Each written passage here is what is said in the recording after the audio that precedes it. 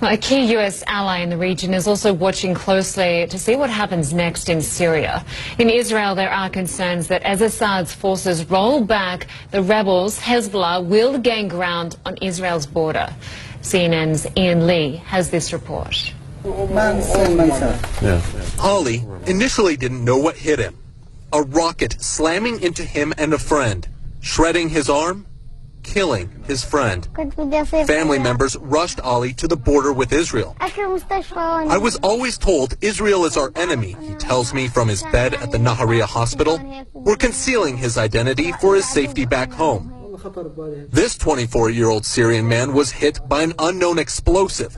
We learn little about who he is, only that he trekked for hours on horseback before arriving at the border. Unlike Ali, doctors here saved his arm. These are just 2 of the 3,000 Syrians treated in Israel over the past few years, civilians as well as fighters. But the shifting sands of the Syrian civil war may soon make aiding the injured impossible.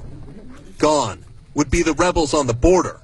In their place, an Israeli nightmare and a familiar foe. Hezbollah is a main threat for the state of Israel. They are tied up in Syria today, but they have not put down those arms that are pointing towards Israel. The Lebanese militants fight alongside the Syrian regime of President Bashar al-Assad. Both forces are on the front foot, gaining territory along the border with Israel. Israeli officials believe that in return for Hezbollah's support, Syria is smuggling advanced weapons to their ally in Lebanon. Several times in recent months, Syrian state media has alleged Israeli airstrikes near Damascus, believed to be targeting arms bound for Lebanon. Israel never comments. The Israeli army has fought with Hezbollah before.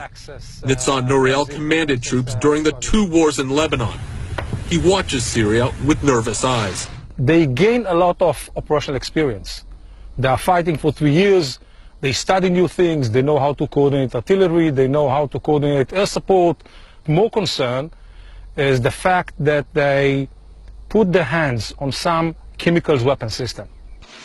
It's more than 10 years now since the last war.